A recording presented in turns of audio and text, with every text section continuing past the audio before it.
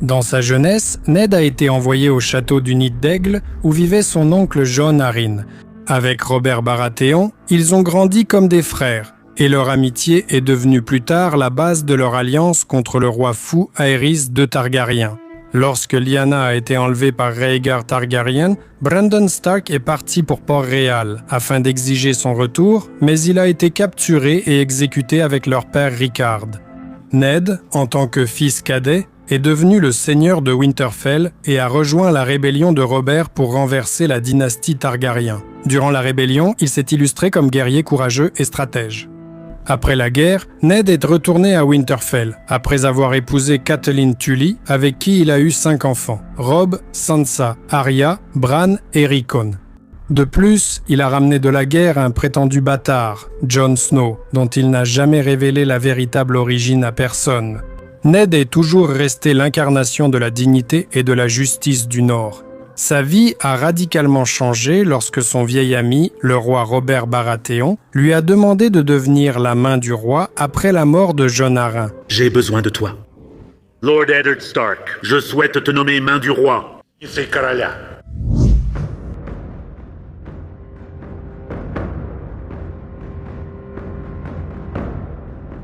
Sans entrer dans les détails, Ned Stark, comparé aux autres personnages, est vraiment l'un des plus nobles et honnêtes. Au cours de la rébellion contre la dynastie Targaryen, Ned s'est montré un ami fidèle et un commandant juste. Ses motivations ont toujours été dictées par la recherche de la justice et non par un intérêt personnel. De retour chez lui après la rébellion, Ned s'est concentré sur la protection et la gestion de ses terres, donnant l'exemple d'un dirigeant honnête et juste. L'un des exemples les plus marquants de sa noblesse fut sa décision d'assumer l'éducation de Jon Snow, que tous considéraient comme son bâtard. Ned a gardé le secret sur les véritables origines de Jon par fidélité à la promesse faite à sa sœur Lyanna, malgré le risque de nuire à sa réputation et au bien-être de sa famille. Tu dois le protéger. Promets-le-moi, Ned. L'un des premiers événements dans Game of Thrones qui illustre le caractère de Ned est l'exécution d'un déserteur de la garde de nuit. Je suis Eddard de la maison Stark. Je te condamne à mort. Lorsque le déserteur de la garde de nuit a été capturé et amené à Winterfell, Ned a décidé d'appliquer lui-même l'ancienne loi, sans confier ce lourd devoir à quelqu'un d'autre. Pendant l'exécution, il dit des paroles importantes à son fils. Celui qui prononce la sentence doit lui-même brandir l'épée. Ces mots symbolisent le principe fondamental de Ned. Celui qui prend la décision de vie ou de mort doit exécuter la sentence lui-même et ne doit pas rejeter la responsabilité sur les autres. Le bourreau n'est qu'un instrument. Le pouvoir et la responsabilité vont de pair. Un véritable chef doit être prêt à assumer personnellement les conséquences de ses décisions. Lorsque survient un conflit entre Joffrey et Arya et qu'en fin de compte le roi ordonne de tuer le loup-garou en guise de punition, Ned décide d'exécuter lui-même la sentence. Puisqu'il le faut, il vaut mieux que ce soit moi-même. Il ne convient pas de confier une louve du Nord à un bourreau. Il comprend que la responsabilité première lui incombe. Après tout, c'est lui qui a amené sa famille à Port-Réal. Ned Stark cherche à être juste et honnête en toutes choses. Par exemple, il refuse de comploter avec Petyr Baelish. Il serait plus sage de refuser et de mettre Joffrey sur le trône. Vous n'avez vraiment aucun honneur. Et plus tard avec Renly Baratheon. Je ne souillerai pas les dernières heures de Robert en versant du sang chez lui, ni en arrachant des enfants effrayés à leur lit. Ayant découvert la véritable origine des enfants de Cersei, Ned la prévient afin de protéger ses enfants et de leur donner une chance d'échapper à la colère du roi Robert. Je vais lui dire la vérité. Vous partirez déjà avec les enfants. Je ne me salirai pas les mains avec leur sang. Lorsque le roi Robert décide d'éliminer Daenerys Targaryen à cause d'une menace potentielle, Ned Stark est le seul à refuser d'y participer. Le Robert avec lequel j'ai grandi n'avait pas peur de l'ombre d'un enfant à naître. Je ne participerai pas à ça. Ainsi, Ned est l'un des hommes les plus nobles de Westeros. Mais j'insiste sur le fait que cette noblesse comporte des problèmes majeurs. Mais pour commencer, il vaut la peine de répondre à la question. Pourquoi Ned Stark a-t-il vécu si peu de temps ?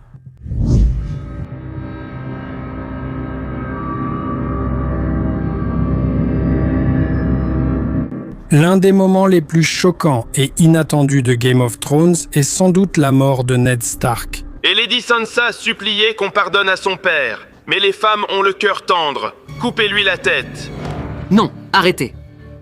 L'un des personnages les plus marquants et puissants, le chef de la maison Stark, perd la tête dès le 9e épisode.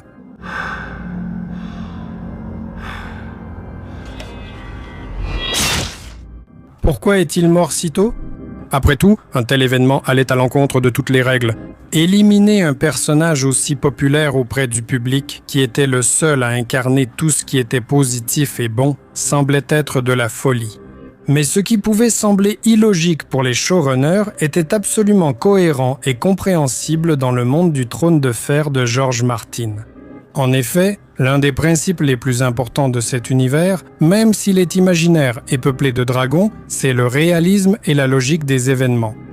Ainsi, selon cette logique, Ned Stark ne pouvait tout simplement pas survivre à Port-Réal. En fait, au moment même où il a accepté de devenir la main du roi, il était condamné. Ned est arrivé à Port-Réal en tant que Nordien, habitué à la franchise et à l'honnêteté. L'honneur? Tu penses que l'honneur les tient en respect? Tu crois que l'honneur maintient la paix? C'est la peur. La peur et le sang. Contrairement au nord rude mais prévisible, la capitale était pleine de menaces cachées et d'intrigues. Ned n'a pas su utiliser les leviers politiques du pouvoir à son avantage, et sa loyauté envers Robert, ses principes moraux et son refus de participer aux intrigues se sont retournés contre lui. Ned était trop attaché à ses principes pour le monde de Port-Réal. Lorsqu'il a découvert l'illégitimité des enfants de Cersei Lannister, sa première réaction a été de s'adresser au roi Robert Baratheon et de révéler la vérité. C'était une démarche honnête, mais dangereuse, qui l'a mis en conflit avec la puissante et impitoyable famille Lannister. Partez aussi loin que possible, car la colère de Robert vous poursuivra. Et ma colère, Lord Stark? Quand Ned Stark est arrivé à Port-Réal, il comprenait parfaitement que les ennemis seraient partout. Cependant, en tant que guerrier, il avait l'habitude de combattre ses ennemis face à face. Mais à Port-Réal, il s'est retrouvé confronté à une toute autre réalité. Ici, n'importe qui peut être un ennemi, et il est impossible de savoir immédiatement qui est ton allié et qui est un traître. Alors, qui était donc cet ennemi que cherchait Stark ?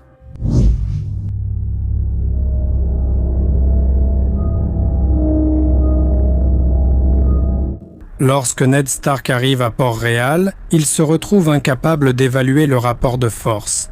À première vue, il semble que la principale menace soit Cersei, qui tisse ses intrigues et gravit les échelons du pouvoir sans scrupule. Mais ce n'est qu'une partie de la vérité. En réalité, la capitale est le théâtre d'une lutte en coulisses entre les deux hommes les plus rusés et les plus sournois de Westeros, Petyr Baelish et Varys. Je vous admire. Et moi, je vous admire, Lord Baelish. Si vous en doutez, c'est que vous n'avez pas vu les analyses sur Petyr Baelish et Varys, je laisserai les liens dans la description. Pendant que Varys est occupé à réfléchir aux processus globaux et à la renaissance de la dynastie Targaryen à travers Daenerys, Petyr Baelish, grâce à de subtiles manipulations et à une simple ruse avec la dague, monte les Stark contre les Lannister. Il n'y a qu'une seule dague comme celle-ci dans les 7 royaumes. La dague m'a échappé. Elle est allée à Tyrion Lannister. Sans hésiter, il livre le naïf Ned à Cersei tout en tirant profit. Je vous avais prévenu de ne pas me faire confiance. Mais Ned Stark cherche un ennemi contre lequel il pourrait se battre honnêtement et ouvertement. Mais le véritable ennemi se trouve juste à côté de lui, faisant semblant d'être un allié. Lord Baelish, il semble que j'avais tort de ne pas vous faire confiance. Ned Stark confie sa vie à Baelish, même s'il sait qu'autrefois Littlefinger a été humilié par son frère. Vous avez également connu mon frère Brandon. Même trop bien. Je porte la marque de son respect. Du nombril à la clavicule. Et qu'il n'est pas indifférent à sa femme. Vous n'avez pas choisi le bon adversaire. Je n'ai pas choisi un adversaire, milord, mais Catelyn Tully. Cette femme vaut bien un duel. Vous êtes d'accord? On pourrait se demander qu'est-ce qui aurait pu mal tourner?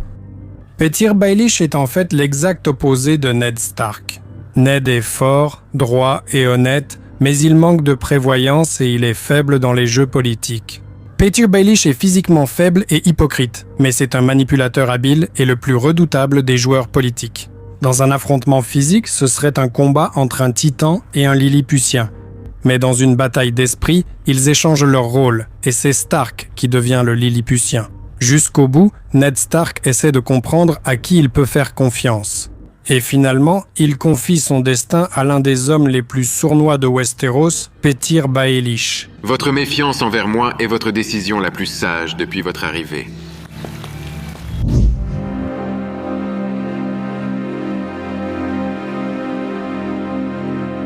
Je pense que personne ne niera que l'honneur et la noblesse impliquent à l'absence de mensonges. Mais Ned Stark est-il honnête en tout ? Par exemple, à Port-Réal, sous le règne d'Aerys II Targaryen, il y avait un homme nommé Arthur Dayne. Arthur Dayne était l'un des chevaliers les plus légendaires de Westeros. Sir Arthur Dayne, L'épée du matin. c'était le meilleur épéiste que mon père ait connu. Son habileté à l'épée, son honneur et sa noblesse ont fait de lui un modèle pour beaucoup, y compris Jaime Lannister, qu'il a toujours admiré et a cherché à égaler Dayne. Arthur Dayne portait une épée appelée épée du matin, qui était le symbole de la maison Dayne et, selon la légende, était considérée comme l'égal de l'acier valyrien. Doté d'une habileté incroyable, Arthur Dayne était pratiquement invincible. Ainsi, selon des rumeurs que personne n'a démenties, Ned Stark aurait vaincu Arthur Dayne dans un duel loyal.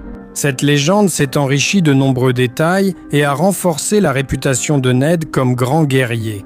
Cependant, comme on le découvre dans la 6e saison, tout ne s'est pas passé exactement ainsi. Après la rébellion de Robert, lorsque Aerys II a été renversé, Ned Stark est parti vers le sud avec un groupe pour retrouver sa sœur Lyanna, qui était retenue prisonnière à la Tour de la Joie. Là-bas, il s'est retrouvé face au dernier chevalier de la garde royale, dont Arthur Dayne, le protecteur de la tour. Ils étaient deux. Lord Stark, Je vous ai cherché au trident. nous n'y étions pas. Au départ, ce n'était pas un combat équitable.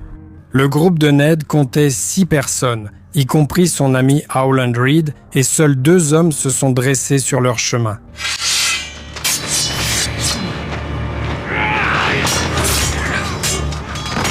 Au cours de la bataille, 2 hommes du côté de Ned ont été mis hors de combat et le compagnon d'Arthur Dayne a été tué.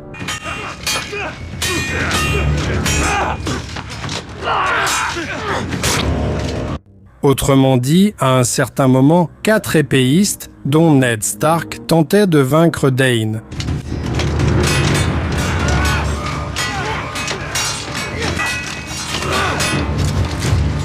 Au moment décisif de la bataille, lorsque Arthur Dayne avait déjà vaincu tout le monde et désarmé Ned,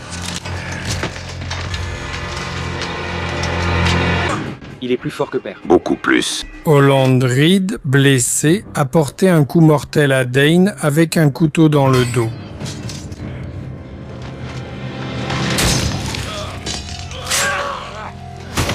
Ainsi, la victoire de Ned n'était pas le résultat d'un duel loyal en 1 contre 1.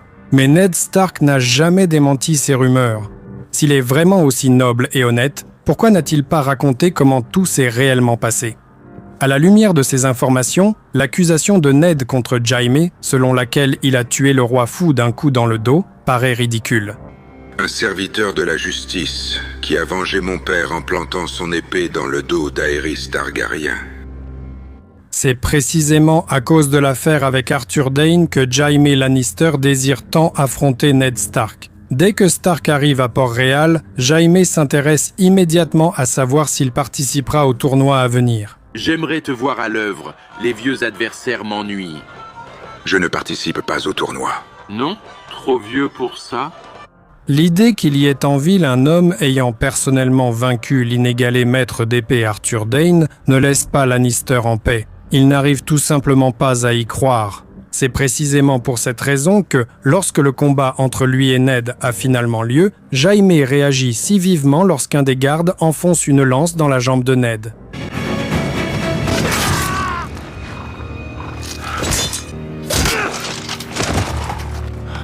Lannister avait une chance de vérifier à quel point Ned Stark était fort au combat, et quelqu'un anéantit cette opportunité d'un seul coup. Il s'avère que Ned Stark s'abstient de participer au tournoi et au combat, expliquant cela par son refus de dévoiler sa tactique de combat. Je ne participe pas au tournoi pour ne pas montrer à mes adversaires à quoi ils peuvent s'attendre de ma part. Mais en réalité, il ne veut pas que le mythe à son sujet soit détruit, celui du bretteur inégalé qui a vaincu Arthur Dayne lui-même. Il est plus fort que père. Beaucoup plus. Mais le père a gagné. Vraiment? Mais si seulement ce petit mensonge avait été le seul problème de Lord Eddard Stark. À Port-Réal, il commet toute une série d'erreurs qui mènent à des conséquences catastrophiques. Analysons-les.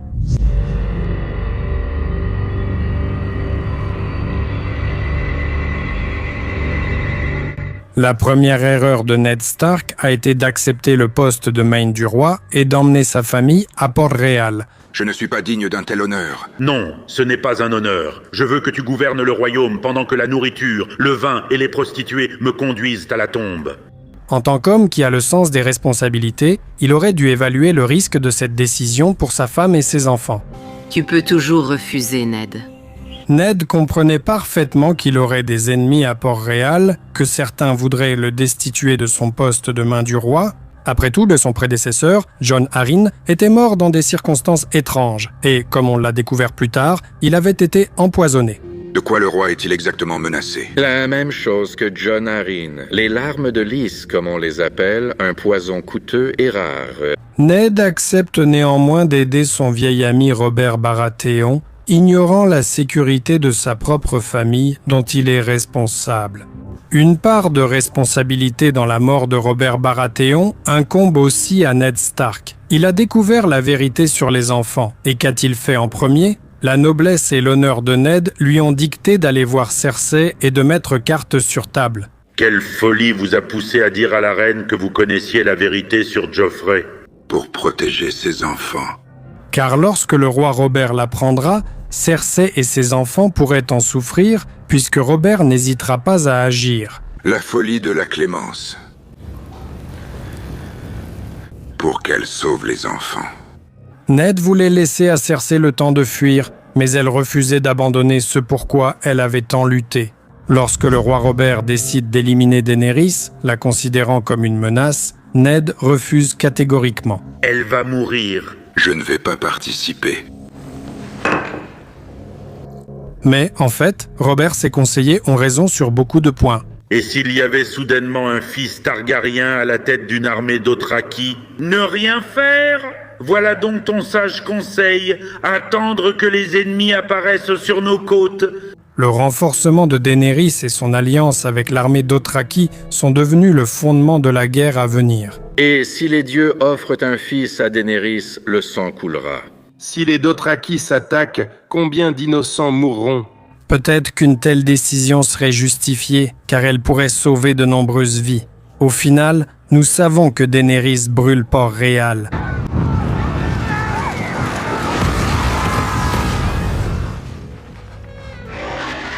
Si Robert et Ned avaient survécu jusqu'à ce moment, peut-être que Robert aurait dit « Je te l'avais bien dit ». Ned Stark a choisi d'agir avec noblesse.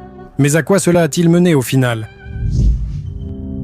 Une autre erreur tout aussi grave de Ned fut son refus d'agir de manière décisive après que Robert Baratheon ait été blessé. Après que Robert Baratheon ait été blessé mortellement durant la chasse, Renly propose à Ned Stark de prendre le contrôle de la ville et d'assurer la protection de ses positions.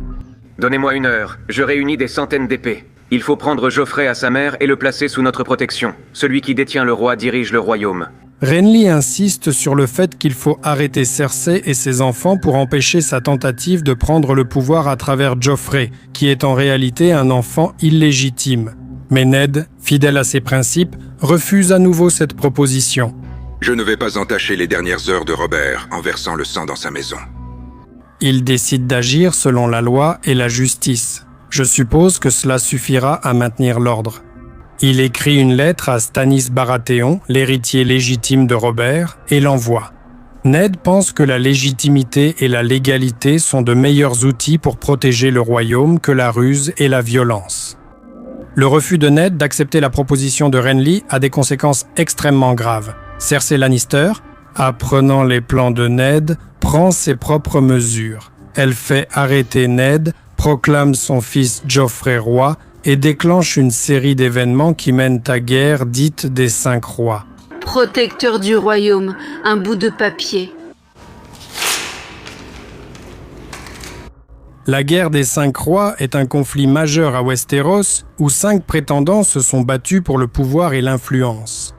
Joffrey Baratheon est proclamé roi à Westeros. Stannis Baratheon, le frère aîné de Robert, revendique également ses droits sur le trône, tandis que Renly Baratheon, le frère cadet de Robert, s'est lui aussi proclamé roi. Robb Stark est proclamé roi du Nord et du Trident, Balon Greyjoy est proclamé roi des îles de Fer et du Nord. Ned Stark avait une chance, en obtenant le soutien de Renly, de changer le cours de l'histoire. Oui, cela n'aurait pas résolu tous les problèmes. Il est probable que Stannis aurait continué à revendiquer le trône, mais la probabilité que les frères Renly et Stannis parviennent à un accord aurait été bien plus élevée. De plus, Renly aurait probablement été soutenu par les Tyrell, l'une des maisons les plus riches de Westeros, et avec l'aide de Ned, il aurait également eu le soutien du Nord.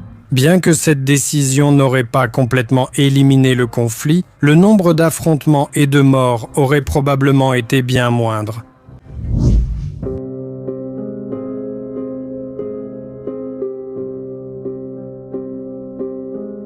Alors, qu'avons-nous ? Le noble et honnête Ned Stark a caché les circonstances de sa soi-disant victoire sur Arthur Dayne et le fait que ce dernier a été tué par son ami d'un coup dans le dos.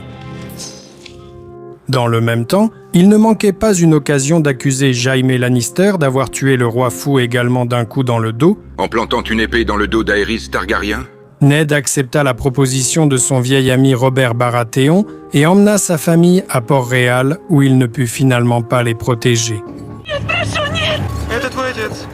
Suivant ses convictions sur l'honneur et la morale, il avertit Cersei qu'il connaissait la véritable origine de ses enfants. Partez aussi loin que possible. Et il a l'intention d'en informer le roi, signant ainsi son propre arrêt de mort. C'est votre clémence qui a tué le roi. Il aurait pu influencer les conflits et les guerres à venir, que ce soit l'avancée de Daenerys, Je ne participerai pas. ou la guerre des 5 rois. Je ne vais pas entacher les dernières heures de Robert en versant le sang dans sa maison.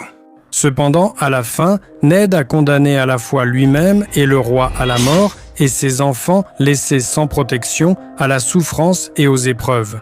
Il a fait tout cela guidé par des idéaux d'honneur et de noblesse. Si mes arguments ne vous ont pas semblé convaincants, écrivez-moi pourquoi. Si vous êtes d'accord, alors laissez un like et vérifiez si vous êtes abonné à la chaîne. Si vous êtes nouveau sur la chaîne, vous pouvez également regarder l'analyse comparative de Ned Stark avec Jaime Lannister ou la revue d'autres personnages de Game of Thrones. Vous trouverez tout cela sur la page d'accueil de la chaîne ou cliquez sur les liens que vous voyez actuellement à l'écran.